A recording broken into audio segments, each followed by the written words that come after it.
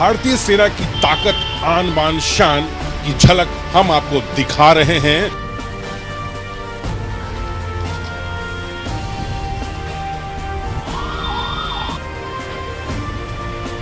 भारतीय सेना जैसा कि आपने कहा हर बार तैयार है अपने दुश्मन को हर तरीके से जवाब देने के लिए। हम जानते और दुश्मन अगर हवाई हमला करता है तो उसके लिए हमारे पास एंटी एयरक्राफ्ट गन का बंदोबस्त भी किया है। गणतंत्र दिवस समारोह में कैसे भारतीय सेना दुश्मनों को अपनी ताकत दिखा रही है।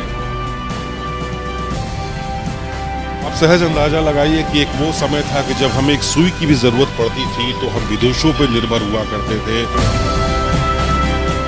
नमस्कार, मैं हूं पवन मिश्रा, आप देख रहे हैं न्यूज़ 24। जी हां, भारतीय सेना की ताकत, आन बान शान की झलक हम आपको दिखा रहे हैं कि गणतंत्र दिवस समारोह में कैसे भारतीय सेना दुश्मनों को अपनी ताकत दिखा रही है और दिखाने के लिए तैयार है। मेरे ठीक आप दाहिनी तरफ देखिए कि भीष्म टैंक T90 ये टैंक है और इसकी क्या खासियत है। हमारे साथ नवजोत सिंह मौजूद हैं बात करने के लिए। सर, हमारे दर्शकों को बताइए, भारतीय थल सेना के लिए ये कितना कारगर साबित हो रहा है। ये बहुत ही कारगर टैंक है। टैंक T90 में एक इंजन से लेके जिसके अंदर 1000 हॉर्स पावर का शक्तिशाली इंजन दिया गया है। इसके साथ ही एडवांस गन सिस्टम दिया गया है जिसमें 125 mm स्मूथ बोर गन है, एंटी एयरक्राफ्ट गन है, कोएक्सियल 7.62 mm गन है, एडवांस प्रोटेक्शन सिस्टम दिया गया है, डे और नाइट साइट्स दी गई हैं। सबसे महत्वपूर्ण बात है कि ये सब कुछ इंडिजीनियस है और भारत में निर्भर भारत के तहत बनाया गया है। जब हम टैंक की बात करते हैं तो इसकी रेंज क्या होगी सर? कैसे, मतलब अगर हमें, क्या ये पहले से जान जाएगा कि दुश्मन ओट के पीछे सहारा लेके छुपा बैठा है? क्या अंधेरे में भी या किसी भी तापमान में काम कर सकता है? ये किसी भी तापमान में काम कर सकता है, जैसा कि इस टैंक ने हमें साबित किया है। हाई एल्टीट्यूड एरिया में, डेजर्ट में इसके अंदर थर्मल इमेज साइटिंग सिस्टम दिया गया है जिसके तहत हम रात को दुश्मन को एंगेज कर सकते हैं।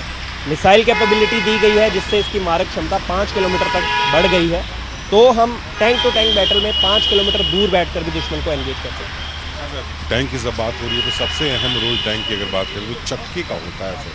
तो क्या रेगिस्तान, मरुभूमि, मतलब किसी भी संकरी रास्ता, किसी भी रास्ते में ये किसी भी रास्ते में चल सकता है। इसके अंदर 1000 हॉर्स पावर का शक्तिशाली इंजन दिया गया है जो इसके चक्कों को घुमा रहा है, तो इसके लिए किसी भी तरह का कोई भी टेरेन मुश्किल नहीं बन सकता। और सर, कितने लोग इसको ऑपरेट करते हैं? इसके अंदर क्रू में 3 इंडिविजुअल्स आते हैं। सबसे पहले कमांडर, फिर गनर और जो इसको चला रहा है ड्राइवर।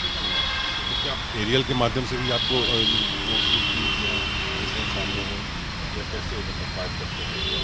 किसी भी लड़ाई में बहुत सारे दस्ते आपस में मिलकर काम करते हैं, तो ऑब्वियस है हमें और भी जगहों से इंफॉर्मेशन मिल रही होती है।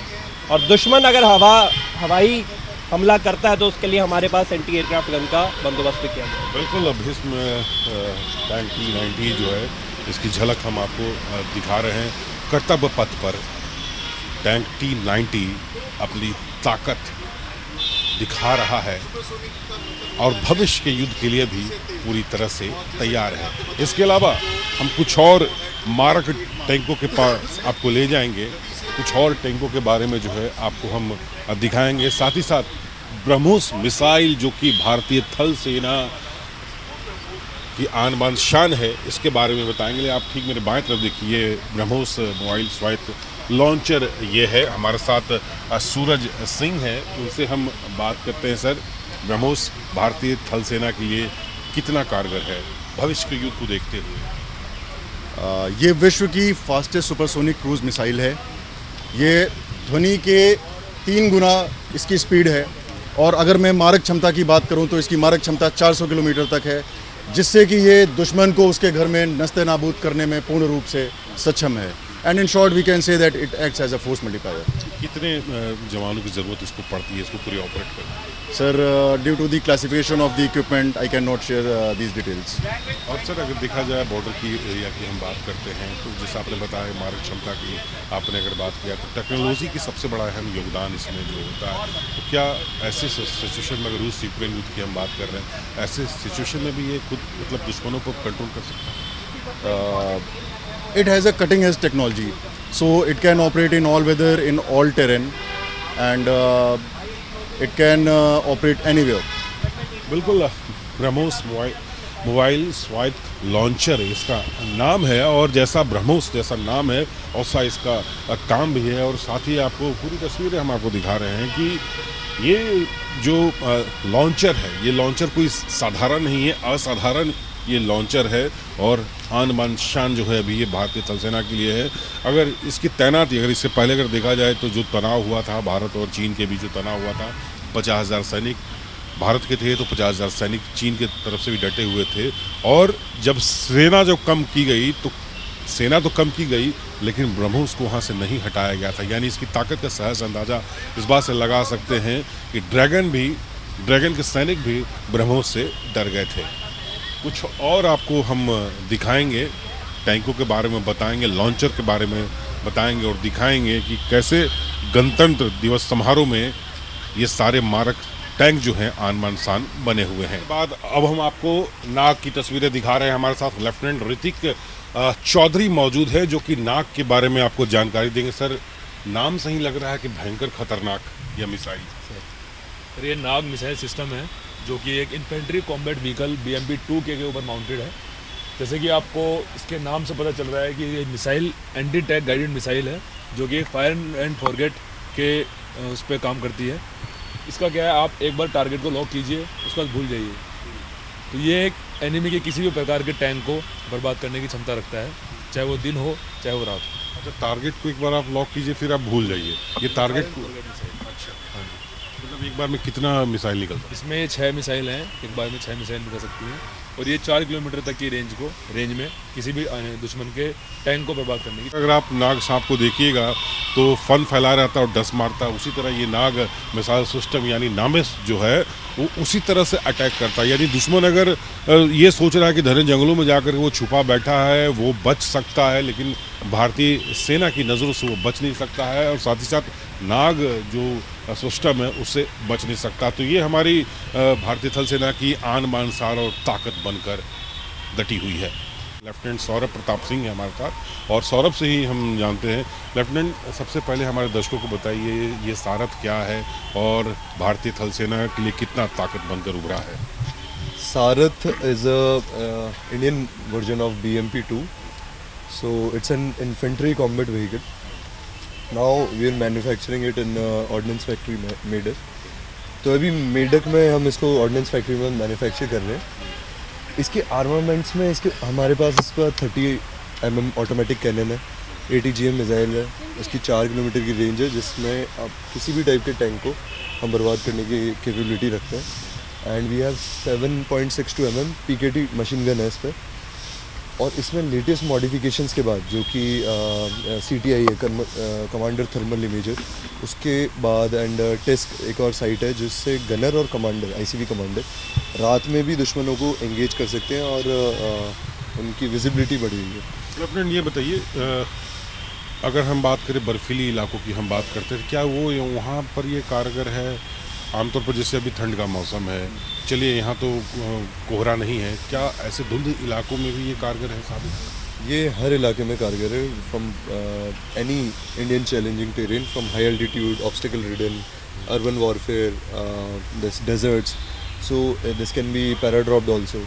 पिनाका का चर्चा हम इसलिए कर रहे हैं कि अगर किसी भी रॉकेट सिस्टम की बात होती है तो पिनाका जो है भारतीय थल सेना के लिए जो है एक मजबूत स्तंभ बन करके सामने आई है। हमारे साथ लेफ्टिनेंट तुषार तोमर है। तुषार, हमारे दर्शकों को बताइए पिनाका जो सिस्टम है वो कितना जो है अहम रोल निभा रहा है थल सेना की? जी, ये एक इंडियसली बिल्ड, मतलब भारत में ही बना हुआ रॉकेट सिस्टम है। तो मेक इन इंडिया के दरबनार आर्ट ऑफ वॉर सिस्टम। तो इसमें L&T, DRDO और BML ने मिलकर इसको बनाया है। अब हमारे देश के लिए कितना कारगर है, अगर मैं इस पे आऊँ तो आप इस बात से ये जान सकते हैं कि आर्मेनिया भी हमसे ये लेना चाह रहा है, हमसे डील कर रहा है इसके लिए। तो जहाँ तक इसकी स्पेसिफिकेशन की बात है, हमारे देश में बना हुआ है, और हमारे देश के जितने भी टेरेन्स हैं, चाहे वो प्लेन्स हो चाहे माउंटेन्स हो, उनमें काफ़ी कारगर साबित हो रहा है। आर्मेनिया की जो लड़ाई हुई थी, क्या उस लड़ाई में ये शामिल था? अभी तो फ़िलहाल जो आर्मेनिया में हमने डील करी है उसमें हम प्रोवाइड कर रहे हैं। उनकी कंट्री ने उस टाइम पे उसको डिप्लॉय करा कि नहीं, वो उनकी कंट्री का डिसीजन था। आप सहज अंदाज़ा लगाइए कि एक वो समय था कि जब हमें एक सुई की भी ज़रूरत पड़ती थी तो हम विदेशों पर निर्भर हुआ करते थे, विदेशी ताकतों पर निर्भर हुआ करते थे। आज वो समय है कि हमारे पास Pinaka multiple launch rocket system है और मेक इन इंडिया यानी आत्मनिर्भर भारत के तहत ये बना हुआ है। अज़रबैजान आर्मीनिया के युद्ध के बारे में आपने ज़रूर सुना और देखा भी होगा, और आर्मीनिया जैसा देश जो है हमसे पिनाका जो है खरीदने के लिए जो है डील किया है।